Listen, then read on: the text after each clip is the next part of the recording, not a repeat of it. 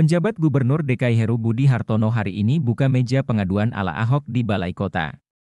Tribunnews.com, Jakarta, penjabat, PJ, Gubernur DKI Jakarta Heru Budi Hartono membuka meja pengaduan warga di Balai Kota mulai hari ini, Selasa, 18 Oktober 2022.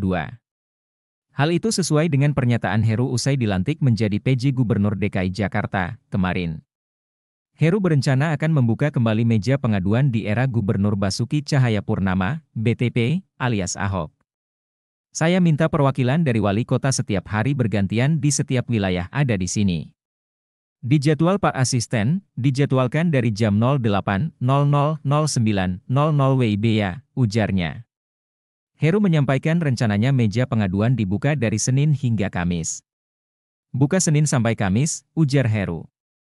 Heru Budi Hartono mengatakan ada beberapa fokus yang akan dilakukannya usai resmi dilantik menggantikan Anies Baswedan. Heru mengatakan bicara 3 arahan Presiden Jokowi soal DKI Jakarta.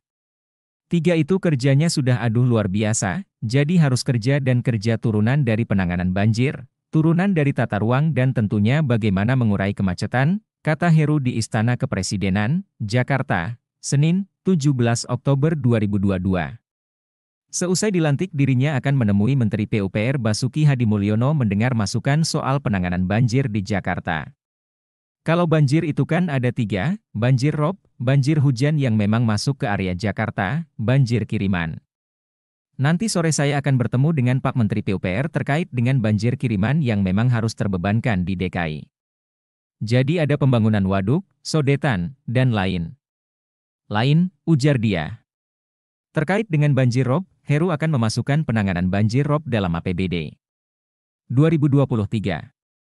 Terkait dengan pembangunan breakwater, pembangunan turap, dan tentunya beberapa waduk di sekitar wilayah Jakarta Utara ataupun Jakarta Barat, kata dia. Nah, bagaimana dengan yang ada di Jakarta sendiri?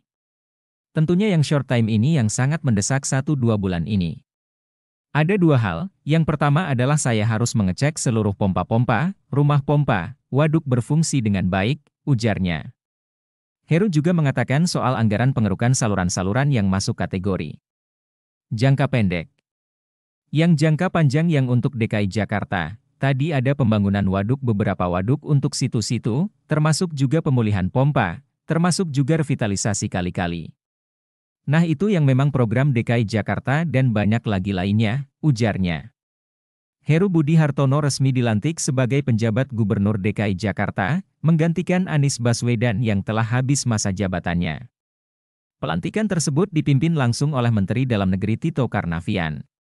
Selain Heru, dilantik juga PJ Bupati Kepulauan Yapen Cifrianus Mambai dan PJ Bupati Tolikara Martan Kogoya.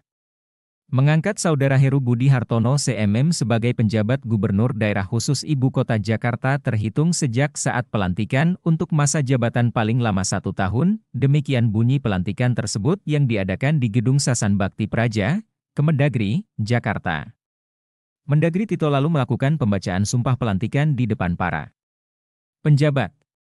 Saya bersumpah akan memenuhi kewajiban saya sebagai penjabat Gubernur DKI Jakarta dengan sebaik-baiknya dan seadil-adilnya.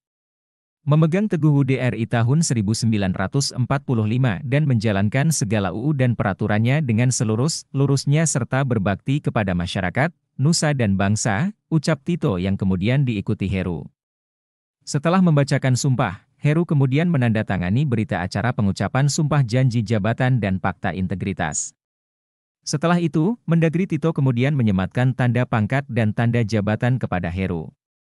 Diketahui, sebelum menjabat PJ Gubernur DKI Jakarta, Heru menduduki posisi Kepala Sekretariat Presiden.